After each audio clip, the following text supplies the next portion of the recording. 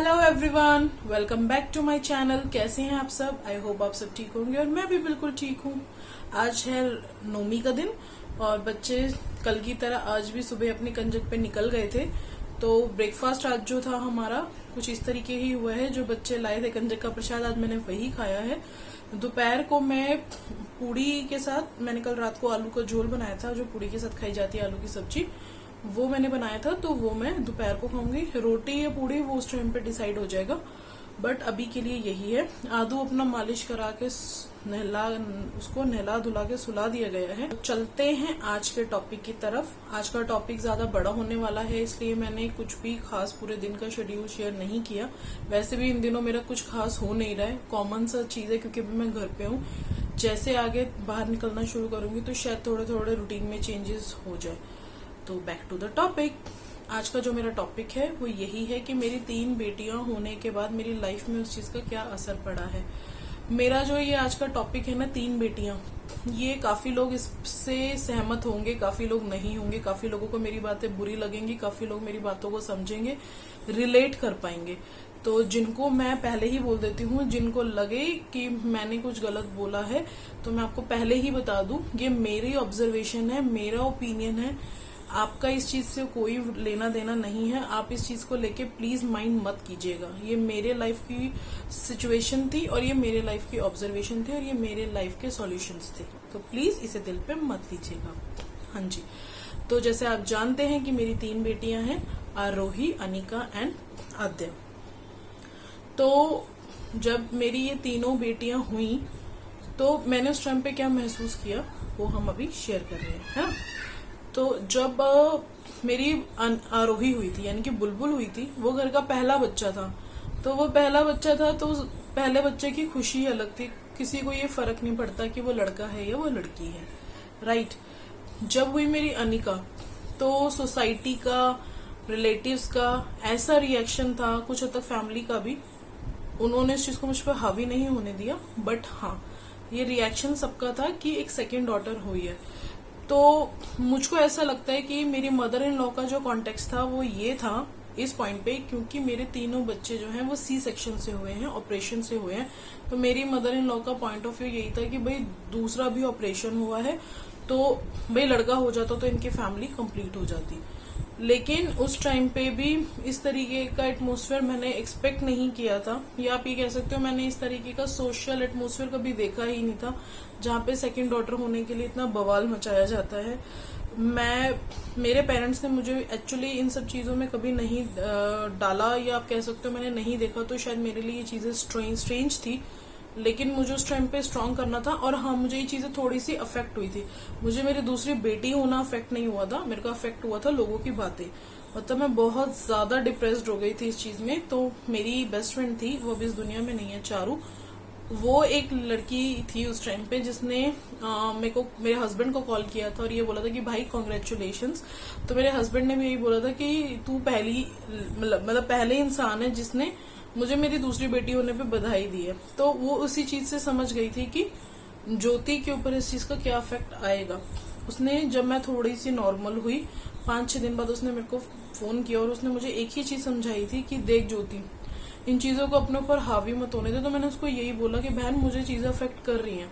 तो उसने मुझे एक ही बात बोली थी कि तू, जब तेरे पेरेंट्स ने तेरे में और तेरे भाई में कभी कोई फर्क नहीं किया, तेरे को बेटों की तरह पाला है, तो तू अपने बच्चों में कैसे फर्क करेगी? मैंने कहा मैं फर्क नहीं कर रही। कह रही है बस ये चीज समझ ले, जितना तेरे मम्मी पापा ने तेरे को सिखाया है ना, तो उतना ही अपने बच्चों को सिखा दे।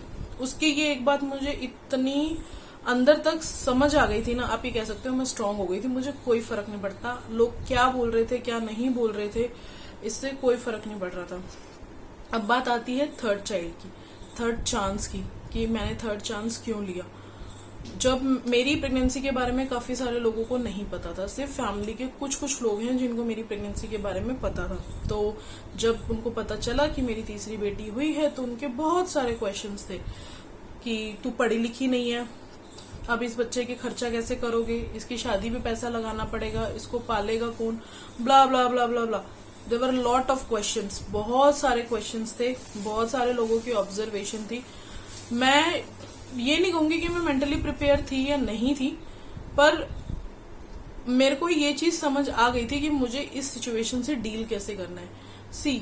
मुझे भी पता है कि मैं थर्ड चांस ले रही हूँ, तो या तो लड़का होगा या लड़की होगी, तो दोनों ही केसेस के लिए मैं मेंटली प्रिपेयर थी। मैं आपको एक चीज बता दूं, मेरे हिसाब से लड़के और लड़की में कोई फर्क नहीं होता, क्योंकि मैंने खुद एक लड़की होके अपने भाई के और अपने पापा की लास्ट टाइम पे उनके स्ट्रेचर पे उनको हॉस्पिटल में अकेले हैंडल किया है। अकेले थी जब मैं अपने भैया और अपने पापा को स्ट्रेचर पे लेके भागा करती थी। तो इसलिए मेरे को ये कोई फर्क नहीं पड़ता कि लड़का या लड़की। बट फिर मैंने थर्ड चांस क्यों लिया? जब मेरे को इन सब चीजों से फर्क नहीं पड़ता तो मैंने थर्ड चांस क्यों लिया?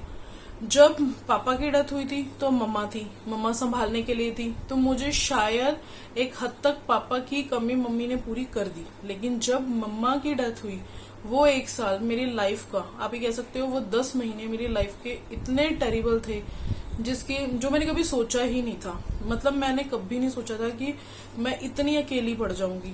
मेरी फैमिली रिलेटिव्स हैं, सब हैं, लेकिन उस टाइम पे ये समझ आ गया कि आपके पेरेंट्स के जाने के बाद आपके साथ कोई भी नहीं होता। राखी का त्योहार और भाई दूज का जो पहला त्योहार मेरी मम्मा की डेथ के बाद आया था, वो मेरे लिए सबसे ज्यादा रोने वाला था कि सब लोग अपने अपने घर जा रहे हैं, लेकिन मेरा तो कोई घर ही नहीं है, मेरा तो कोई मायका ही नहीं है। थोड़ा सा इमोशनल है ना, मैं कोशिश कर रही हूँ कि मैं संभाल के बैठूं अपने आप को।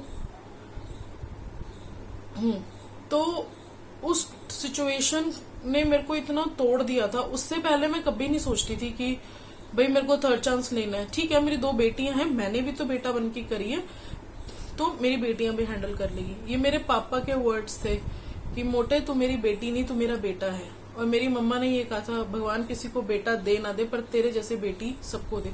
तो आई थिंक अगर आपके पेरेंट्स आपके लिए अपने लास्ट टाइम पे ये चीज बोल के गए हैं ना, तो आपकी लाइफ का पर्पज ही सॉल्व हो जाता है। मुझे खुशी होती है इस चीज की कि हाँ, मैंने अपने मम्मी पापा की अच्छी सेवा की है। जो संस्कार उन्होंने मुझे दिए थे, मैंने अपनी तरफ से कोशिश की है उस चीज को पूरी करने में। लेकिन जो सिचुएशन मेरे साथ हुई है, जो अकेलापन मैंने फील किया, सबसे ज्यादा इस चीज का कि मेरे केस में मेरे ब्रदर की डेथ हुई, वो मेंटली फाइन नहीं था। वो उसके अंदर एक 4 से 5 साल के बच्चे का दिमाग था। तो मैंने कभी अपना बचपन जिया ही नहीं। मैंने अपने बच्चों में अपना बचपन देखा है। उनकी छोटी छोटी सी शरारतें, इनकी बातें, एक दूसरे से लड़ना, फिर 1 मिनट में प्यार करना, ये सब मैं अपने बच्चों से देखती हूँ। तो इसीलिए मुझे था कि मैं थर्ड चांस लूं, क्योंकि जिस चीज से मैं आज गुजर रही हूँ ना, मैं नहीं चाह रही थी कि आनी बुलबुल उस चीज से गुजरे। अब मैंने ये चांस, जब मेरे साथ प्रेगनेंसी हुई, मैं बहुत डाइसी थी कि क्या मैं ये चांस लूं या ये चांस ना लूं। लेकिन मुझको ये था कि अगर भाई हो गया तो इनको घर मिल जाएगा। मेरे जाने के बाद, मेरे हस्बैंड के जाने के बाद, मेरे पास जैसे मायका नहीं है, इनके पास मायका होगा। तो वो एक पॉइंट था मेरे लिए। बट मुझे ये भी पता था कि या तो लड़का होगा या लड़की होगी। तो मैं, अगर लड़की होगी तो ठीक है, तीनों बहनें आपस में एक दूसरे के साथ लड़ेंगी, झगड़ेंगी, प्यार से बात करेंगी, एक दूसरे से शेयर करेंगे, एक दूसरे के लिए सबसे लड़ेंगी, और पर मेरी तरह अकेली नहीं होंगी। मेरे पास बात करने के लिए भी कोई नहीं है, उनके पास बात करने के लिए भी कोई होगा आपस में। So that was the reason. अब बारी है क्वेश्चंस की। बहुत लोगों ने मेरे को ये बोला कि तू पढ़ी लिखी नहीं थी जो तूने तीसरा चांस लिया है। आई हार्डली डोंट अंडरस्टैंड कि तीसरा चांस का पढ़ाई से या एजुकेशन से क्या कनेक्शन है। आप पहले टाइम पे भी तो लोग लेते थे। मैं मानती हूँ आजकल महंगाई है, सब कुछ है, बट आप इस चीज को एजुकेशन से क्यों रिलेट कर देते हो कि क्या जो पढ़े लिखे लोग होते हैं वो लोग थर्ड चांस नहीं लेते? हम दूर कहाँ जाए, हमारी खुद की फैमिली में मेरे मम्मी को और मेरी मामी को छोड़ के बाकी सबके 3 बच्चे हैं, चाहे मेरी पैटर्नल फैमिली हो या मेरी मैटरनल फैमिली हो। तो अगर मैंने मतलब थर्ड चांस ले लिया तो इसका मतलब ये तो नहीं कि मैं एजुकेटेड नहीं हूँ। और ये आप लोगों का माइंडसेट है जो ये सोचता है कि मैं एजुकेटेड हूँ या नहीं हूँ, आप अगर इसको एजुकेशन से लिंक करते हैं या नहीं। ठीक है। सेकेंड थिंग, जब मेरी थर्ड डॉटर हुई, एक क्वेश्चन ये भी था कि अब इसकी पढ़ाई लिखाई का खर्चा कौन करेगा? भाई अगर लड़का होता तो पढ़ाई लिखाई तो हम उसको भी कराते हैं। जो एक्सपेंसेस हम पढ़ाई लिखाई के लिए लड़के पे खर्च करते हैं, वही हम लड़की पे खर्च करेंगे। And the fact is that कि कोई भी उस खर्चे को पूरा करने तो आ नहीं रहा है, वो तो हम नहीं करना है। तो आप लोग इस चीज को लेकर इतना पेन क्यों ले रहे हैं? इसकी शादी के लिए जोड़ना पड़ेगा। मेरा एक बहुत सिंपल सा फंडा है, मैं मेरे मम्मा की तरफ से ये मेरे को मिला है और मैं ही अपनी बेटी के लिए दूंगी आगे, तीनों के लिए। अपने बच्चों को इतना सक्षम बनाओ कि उन्हें जिंदगी में कभी किसी चीज के लिए किसी के आगे हाथ नहीं फैलाना पड़े।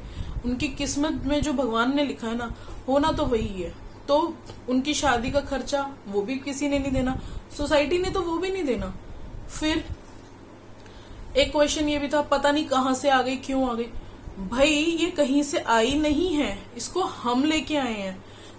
लड़का होता तो लोग कहते तुमने बहुत अच्छा डिसीजन लिया, चल अच्छा तुम्हारी फैमिली कंप्लीट हो गई। ये कहां से आई है? ये कहीं से नहीं आई है, इसे मैं लेके आई हूँ, मेरे हस्बैंड लेके आए, हमारी फैमिली का म्यूचुअल डिसीजन था।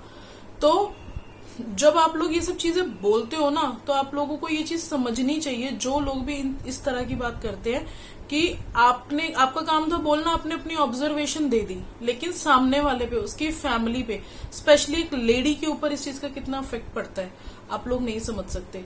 एक लेडी, मैं अपनी बात करूं, मैं 3rd टाइम मैंने अपना सी सेक्शन कराया, उस दिन मुझे जिंदगी और मौत का ना मतलब समझ आ गया। तो मुझे तो अपनी तीसरी, चाहे बेटा हो या बेटी हो, माँ के लिए तो बच्चे सारे ही बराबर होते हैं। माँ तो उसी तरीके से बच्चे को पैदा करती है, चाहे लड़का हो चाहे लड़की हो, है ना। तो मैंने जिंदगी, मेरे को ऐसा लगा कि मेरी बेटी ने ही मुझे जिंदगी दी है। मुझे तो यही लगेगा ना कि मेरी बेटी ने ही मेरे को जिंदगी दी है, बट ये फैक्ट है, अनिका ने मुझे स्ट्रांग बनाया था और आद्या ने मुझे सब्र करना सिखाया है। पता नहीं क्यों, जब इसके होने पे डॉक्टर ने मेरे को ये बताया कि आपकी बेटी हुई है, मेरे अंदर एक अलग सी शांति थी कि मैं ऑपरेशन थिएटर में कटी हुई पड़ी हूँ, लेकिन मेरे को मतलब मैं इस उसमें नहीं थी कि हाँ मेरे को बेटी हुई है, मैं अफसोस करूं, क्या करूं। मुझे नहीं पता उस टाइम मुझे क्या हुआ था। मुझे एक पल के लिए जरूर लगा था कि ठीक है, भगवान ने मुझे बेटा नहीं दिया। मुझे इस चीज के लिए लगा था कि भगवान ने मुझे बेटा नहीं दिया, लेकिन मेरी आद्या के होने पे मुझे कभी भी अफसोस नहीं हुआ, क्योंकि ये मेरा बच्चा है, मैंने इसको अपने शरीर से निकाला है। तो मैं समझती हूँ इस चीज को कि वो पेन क्या होगा, वो ट्रॉमा क्या होता है। ट्रॉमा एक्चुअली सोसाइटी देती है। सोसाइटी ने एक माइंडसेट बना रखा है, हाँ लड़के की जरूरत है, लड़कियों को एक मायका देने के लिए, माँ बाप के एक अंतिम संस्कार के लिए। मैं ये चीज मानती हूँ कि लड़कियां भी संस्कार कर सकती हैं। मेरे साथ प्रैक्टिकल ये प्रॉब्लम हुई थी।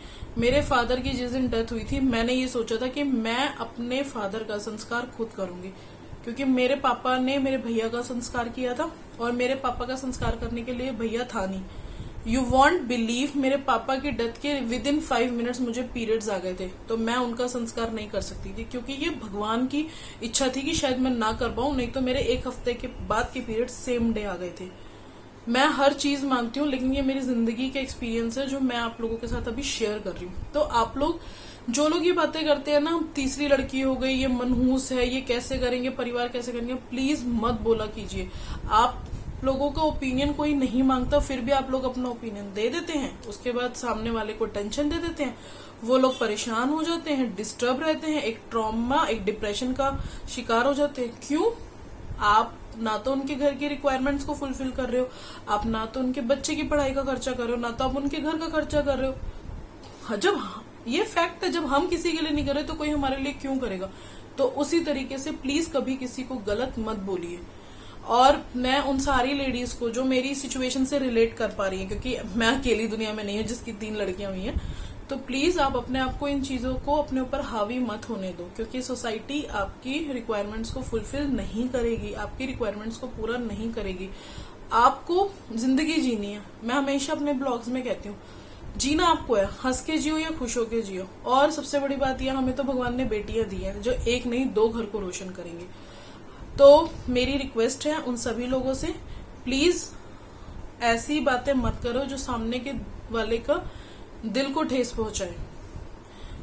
मैं अपने व्लॉग को यहीं एंड कर रही हूँ। आप में से जिनको मेरी बातें बुरी लगी हो, मैं अगेन उनको अपनी तरफ से पहले से ही सॉरी बोल चुकी हूँ, दोबारा बोल रही हूँ। ये मेरी लाइफ की ऑब्जर्वेशन है, ये मेरी सिचुएशन है, एंड मैंने इसको बहुत अच्छे से हैंडल किया है, मुझे ऐसा लगता है। और उन सब लोगों का वेरी वेरी थैंक यू जिसने मुझे मेरे इस टफ सिचुएशन में सपोर्ट किया है। हाँ, अगर मेरी बेटियों को मेरे हस्बैंड जैसा एक इंसान मिल जाए और मेरे इन लॉज जैसे एक फैमिली मिल जाए, तो मुझे नहीं लगता कि मेरे को और मेरे हस्बैंड को अपने फ्यूचर की टेंशन लेने की जरूरत है, क्योंकि उन्होंने मेरे इन लॉज ने मेरे मम्मी की बहुत अच्छे से सेवा की है, ऐसे सेवा की है एंड डेज में जैसे एक माँ बाप की सेवा कोई करता है। तो हाँ, मैं इस चीज के लिए उनकी जिंदगी भर थैंकफुल रहूंगी। और इस केस में मैं कहूंगी कि मैं ब्लेस्ड हूँ, क्योंकि मेरी मदर इन लॉ को शिकायत है भगवान से। उन्होंने मुझे एक बार भी नहीं कहा कि तीसरी छोरी हुई है तेरी गलती है या उस बच्चे की गलती है, तेरी गलती। वो कहती तू तो कट गई है, तूने तो सब कुछ कर दिया।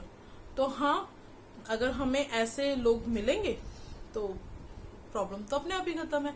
इस व्लॉग को करते हैं यही एंड, मिलते हैं कल एक नए व्लॉग के साथ। तब तक अपना ध्यान रखिए, खुश रहिए, मुस्कुराते रहिए। Take care, have a nice time, bye bye.